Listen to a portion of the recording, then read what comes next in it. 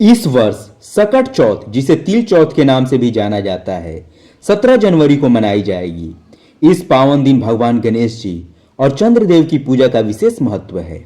धार्मिक मान्यताओं के अनुसार इस व्रत को रखने से संतान के लिए लंबी आयु, सुख और समृद्धि का आशीर्वाद प्राप्त होता है।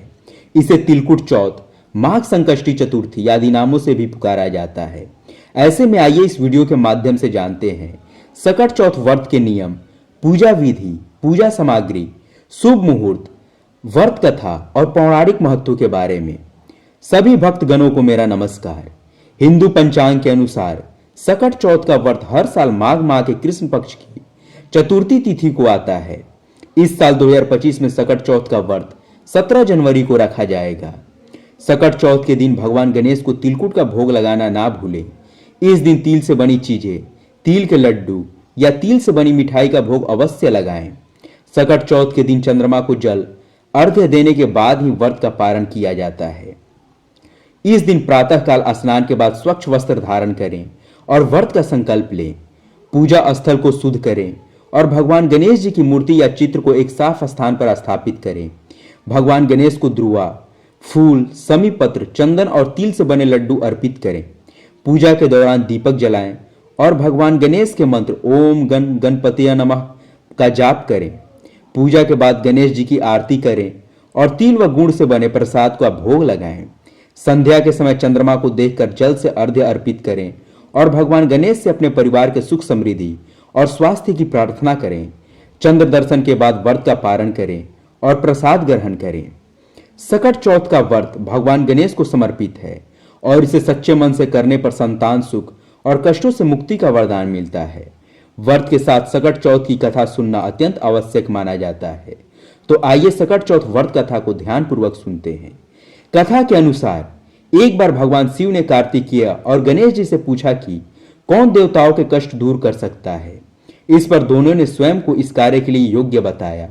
शिव जी ने कहा कि जो पहले पृथ्वी की परिक्रमा करके लौटेगा वही यह कार्य करेगा। कार्तिकेय अपने वाहन मोर पर सवार होकर परिक्रमा के लिए निकल गए। इस दौरान गणेश जी ने विचार किया कि उनका वाहन चूहा है जो पूरे पृथ्वी की परिक्रमा करने में अधिक समय लेगा। तब उन्होंने एक उपाय सोचा और अपने माता पिता शिव और पार्वती की 7 बार परिक्रमा करके वापस बैठ गए। जब कार्तिकेय लौटे तो उन्होंने स्वयं को विजयी बताया। भगवान शिव ने गणेश जी से पूछा कि उन्होंने पृथ्वी की परिक्रमा क्यों नहीं की।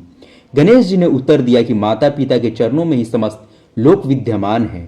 उनके उत्तर से शिव जी प्रसन्न हुए और उन्होंने देवताओं के कष्टों का निवारण करने का आशीर्वाद दिया।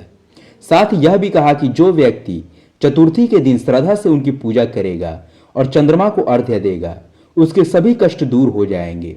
सकट चौथ व्रत का यह पर्व आस्था, संतान के कल्याण और भगवान गणेश जी की कृपा पाने का प्रतीक है। इस दिन गणेश जी के स्तुति मंत्र का उच्चारण अवश्य करें। ओम श्री गणेशाय नमः, ओम गण गणपतये नमः। ऐसा माना जाता है कि सकट चौथ का व्रत रखने वाले महिलाओं और माताओं को भूलकर भी काले रंग के कपड़े नहीं पहनने चाहिए। व्रती महिलाओं को इस बात का अवश्य ध्यान रखना है कि चंद्रमा को अर्घ्य देते समय जल के छींटे पैरों पर ना पड़े। जल के छींटे पैरों पर गिरना अशुभ माना जाता है। ऐसी मान्यता है कि सकट चौथ के दिन गणपति जी को मोदक का भोग लगाने से सुख समृद्धि का आशीर्वाद मिलता है। सकट चौथ व्रत के दिन भगवान गणेश जी की पूजा करते समय केतकी के फूल और तुलसी का उपयोग भूलकर भी ना करें। इनका उपयोग पूजन में अशुभ होता है। सकट चौथ की पूजा में गणेश जी की खंडित मूर्ति भूलकर भी उपयोग ना करें। ऐसा करना शुभ नहीं माना जाता है। धन्यवाद। अगर आपको ये जानकारी अच्छी लगे तो वीडियो को लाइक और चैनल को सब्सक्राइब अवश्य करें। विघ्नहर्ता भगवान गणेश की कृपा हम सभी भक्तों पे बनी रहे। धन्यवाद।